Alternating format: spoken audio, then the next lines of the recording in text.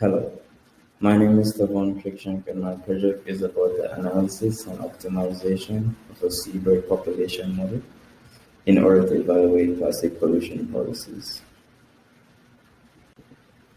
I think that this topic is relevant because the Earth is what we all have in common, therefore we should try our best to protect it. The research article presents a model to predict seabird population over time with plastic production. Seabirds are used as a bioindicator to model the devastating impacts of plastic pollution on marine life by considering birth rates, natural deaths, deaths due to interaction with plastic debris, and the amount of plastic produced globally. The model that the researchers used started in 1970, which correlates with the large-scale production of single-use disposable plastics. And due to improper disposal and the slow degradation time of plastics, if they enter the ocean, it accumulates there in perpetuity. However, by simulating various plastic levels within the model, a sustainable policy could be determined with minimal cost to society. Here we have the equation that models the change in seabird population over time, which is equal to the seabird birth rate minus natural seabird death rate multiplied by the seabird population minus the seabird death rate due to plastics multiplied by the seabird population multiplied by the cumulative amount of plastic produced globally. Now, if we create a block diagram, this slide, the parameters for B, which is the seabird birth rate, we have 0.175.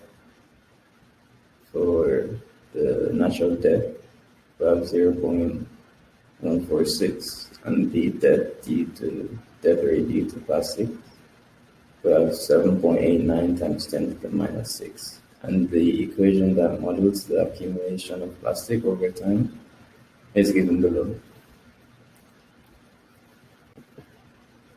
If we go ahead and create a block diagram and put it in Simulink, as I've done here, you'll see that, and if we run it for about 200 years, these are the results, and the result that I got is on the right through Simulink, and the research paper is on the left.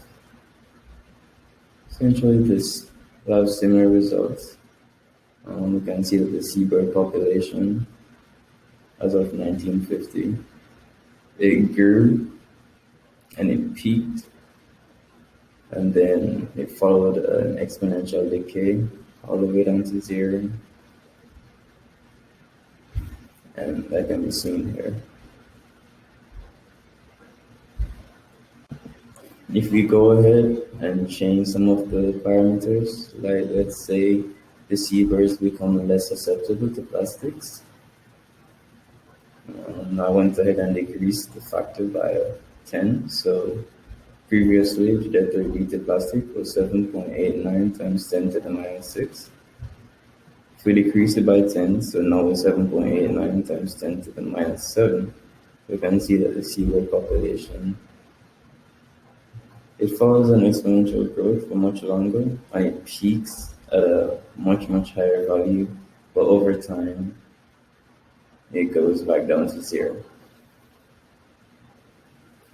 If we go ahead and change another parameter, not really change, but if we hold the amount of plastic accumulated in the ocean constant after 70 years, we can see that it goes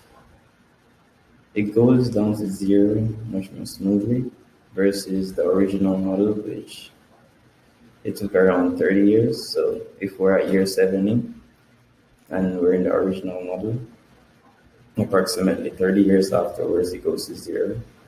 And if we hold the plastic constant, plastic accumulated in the ocean constant, We can see that around 100 years after that, that's when it goes to zero. And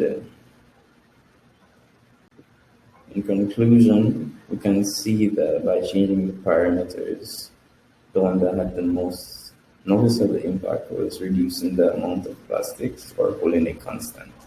Now, in order for the seabird population to recover, we have to reduce the accumulated plastics in the ocean to about 3,750 million metric tons or less, as that's really the only change that doesn't result in the seabird becoming extinct. And because they're a bioindicator, they're essentially a marker as to how the ocean is doing. Within the model, they went into more complex procedures to come up with this number. If you like to reference that article, it's right here. And thank you.